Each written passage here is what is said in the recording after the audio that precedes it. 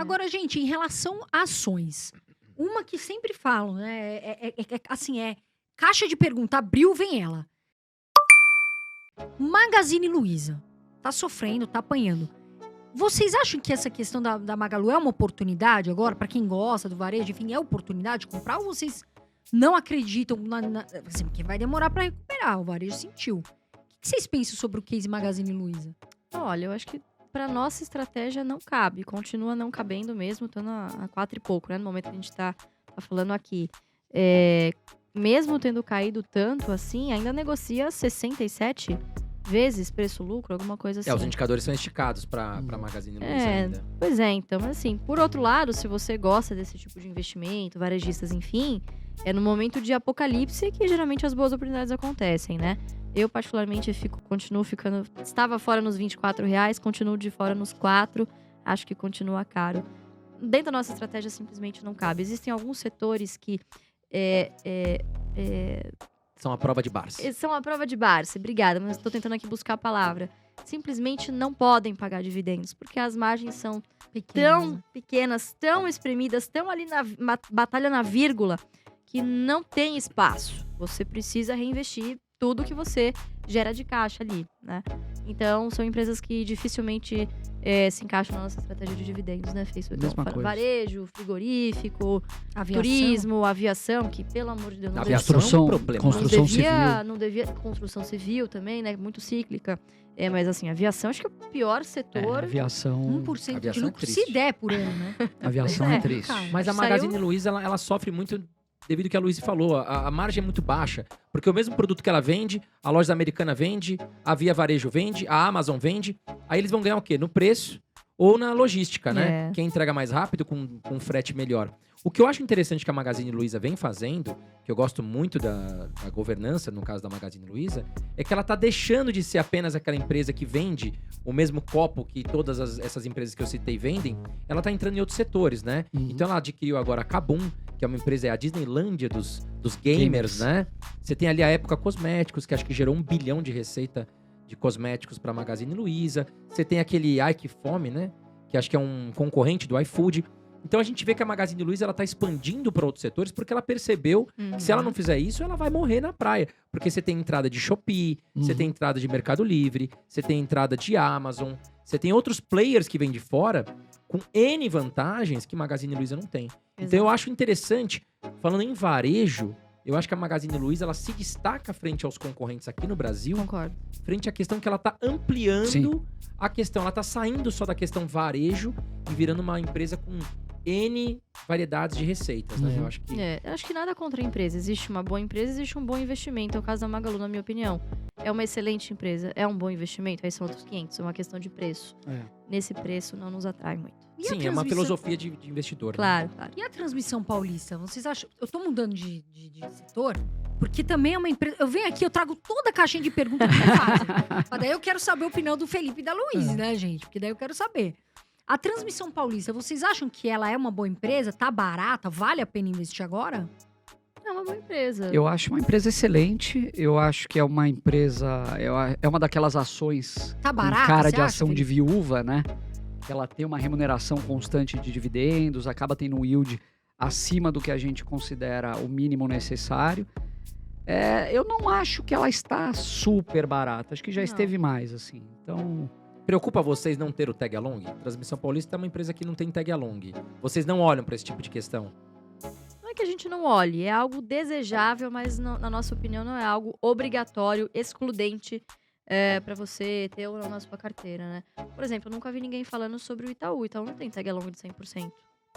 Acho que 80%. A galera 80%, pega o tag along e define como a razão principal para não investir na empresa, né? Sendo que tem tantas coisas boas. E a governança é muito nice boa to de have. Transmissão Paulista, né? É um nice to have. É a maior empresa privada de transmissão do nosso país, né? 60%, eu acho. Né? Região Sudeste. Eu acho que 60% do Sudeste. Exato. E 25% do Brasil, se eu não me engano. Agora, quero fazer uma pergunta para vocês um pouco polêmica. Fundos imobiliários, Felipe e Luiz. Vocês acham que é uma boa forma do investidor conseguir obter renda mensal?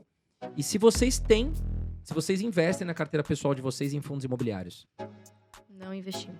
Não. Não investimos. No fundo, eu acho que assim, eu não acho que é importante a gente vir aqui e falar só mal de fundo de investimento. Eu acho que o fundo de investimento imobiliário, os FIIs, eles têm um benefício muito... Um benefício não, eu diria que para muita gente que está entrando no mercado de renda variável, pode ser um primeiro passo interessante. Que eu vejo muito o FII, às vezes, como aquela ponte entre a renda fixa e as ações, né? O cara vai entrar naquela piscina gelada, ele coloca o pezinho. Ele coloca o antes ali pra ver se tá pezinho fria, né? e tal, exatamente. Então o FII ele pode ter esse papel e eu acho que é louvável até. Agora sim, a gente estava falando agora há pouco sobre setores que a gente não gosta. O setor imobiliário é um dos setores que a gente não investe. Seria até um pouco incoerente da nossa parte falar, poxa, a gente não investe em ações ligadas ao setor imobiliário, mas fundos imobiliários são uma maravilha. Então, assim, existem algumas razões que mostram pra gente que as ações acabam sendo uma alternativa mais interessante. E voltando aqui naquilo que a gente estava falando do custo de oportunidade. Dificilmente a gente analisa uma alternativa isoladamente. Então, você está sempre comparando algo com outra coisa. Fundo imobiliário, eu estou comparando com ações. Magazine Luiza, eu estou comparando com uma Transmissão Paulista, ou com uma Taurus, ou com uma Petrobras. Então, o fundo imobiliário, ele pode te dar aquela falsa sensação de que porque você está recebendo dividendos todos os meses, que você está fazendo um investimento fantástico. Eu, particularmente, eu não gosto de FIIs por alguns motivos. Por exemplo, o que a gente estava falando de Taurus, de ir na planta, visitar, conhecer. Será que quem tem um fundo imobiliário vai conhecer os imóveis? Vai difícil, ler né? o contrato? Um fundo imobiliário tem 20 ativos, às vezes, não dá. Né? Vários estados, várias cidades. Mas será que não deveria? Eu acho que talvez assim, você como investidor, você tem que fazer a lição de casa. Às vezes você chega num shopping que tá meio vazio, meio Sei cheio. lá, é um né? FII de shopping center, exatamente. Vou no shopping, vou ver como é que tá o estacionamento. O Baroni veio aqui, ele falou que ele vai, quer conhecer os gestores. Ele trabalha, vai, mas né, pro cara que é cotista, às vezes é mais difícil, É mais né? difícil, ter até acesso, né? E até queria perguntar pra vocês o seguinte, o Barça investe em imóveis como questão de investimento? Já investiu, por isso que ele diz que hoje nunca mais. Se arrependeu?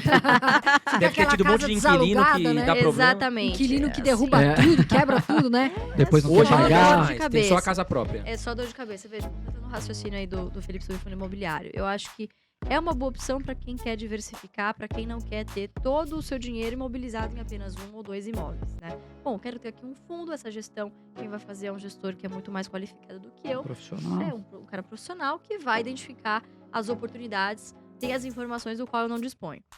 Se esse é o pensamento, eu acho legal. Por outro lado, você tem também uma questão que é a seguinte, não podemos esquecer que fundo imobiliário é renda variável. Entretanto, é uma rentabilidade de renda fixa. Se for para você correr risco de renda variável, na minha opinião, é muito mais vantajoso. Você se expõe a um potencial de valorização muito Calma, maior pessoal, nas não é ações. pra pôr a sua reserva de fundo imobiliário. Pois Porque às vezes é, a pessoa escuta isso, existe ela fala, isso. tem mais rentabilidade, eu acabo indo pro fundo imobiliário. Não, Exatamente. é renda variável, tem que tomar um pouco de cuidado nisso, né? Exatamente. Então, na minha opinião, é um produto de renda variável com rentabilidade de renda fixa. Você corre o mesmo risco da renda variável, com potencial muito menor do que nas ações. Ações, se ela Agora, vai- o cara que tá perto de se aposentar, digamos que o cara já tá com 60 anos, tem um patrimônio legal, será que vale a pena o cara colocar ali quase todo o patrimônio dele em fundos imobiliários para ter aquele aluguel, aquele rendimento? Contanto que ele não vai contar com assim, não ligue com a variação do Oscilação da patrimônio, cota, né? Que pode acontecer e vai acontecer a renda variável. Eu acho que pode ter boa parte, sim, dos seus rendimentos em fundo imobiliário. O que a gente perguntaria é por que não bolsa, né? Eu acho que, de novo, voltando à comparação, assim, o fundo imobiliário, ele é vendido como algo extremamente seguro, que você não está correndo risco, que você só vai ver o patrimônio crescer. E a realidade a gente sabe que não é assim. A gente viu... Na pandemia caiu tudo bastante. Tudo bem que comparar, às vezes, coisas que não são tão comparáveis, mas, pô, você É pega difícil comparar. fundos monoativos, inclusive, vocês Isso viram é um o que risco, aconteceu, meu que é Deus um do céu. mega de um Investir risco. em fundo imobiliário monoativo, cuidado, sai fora que é furado. Tinha aquele, né, que era só da Petrobras, né? Que era só esqueci o nome dele, aí o pessoal investiu. XPMC, se eu não me engano, Então, também era um era ativo isso. só. Pois é, então era a pessoa... lá, era longe, né? A pessoa entra num fundo imobiliário desse achando que está com um negócio super seguro e previsível na mão e não é por aí. Então, acho que existem fundos e fundos, né? Mas, de novo, eu acho que tem seu investidor cativo, não somos um deles. E se fosse para escolher um? Fundos imobiliários ou imóveis? Vocês estão contra a parede e não tem outra chance É uma boa de responder. pergunta. O senhor Imóveis. André, ele sempre faz essa Eu- pergunta porque ele quer Óbvio, saber. sabia? Então, eu acho o seguinte, André. Por exemplo, o investidor imobiliário. Você tem aquele cara que tem 1 ou 2 imóveis alugados, vai, né, deixa lá, depois ele tá vacante, ele vai procurar um novo inquilino e tal. E você tem aquele cara que vive daquilo. Então o cara tá sempre procurando imóveis, ele sabe de Sabe boas fazer, né? oportunidades. O mercado imobiliário desaba, ele vai lá e compra imóveis. Então, se eu fosse um investidor imobiliário, eu seria mais desse segundo perfil. Mais ativo, né? O cara mais ativo, Eu também. exatamente. Porque, assim, imóvel... talvez a minha experiência com imóvel seja muito ruim. Mas, de largada, você ter que deixar 6% de comissão para um corretor, para mim é inconcebível.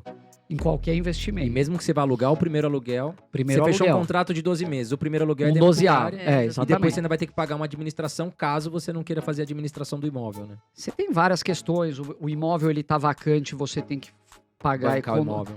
condomínio, Condomínio, IPTU. O inquilino sai, você tem que fazer uma reforma. Muitas vezes ele não tá de acordo com o que você... Então, assim, eu acho que a pessoa que se dedica... Tudo bem, mas aquele cara que quer ver isso como uma fonte de renda e tá ocupado com outra coisa, Complicado. provavelmente ele vai ter dor de cabeça.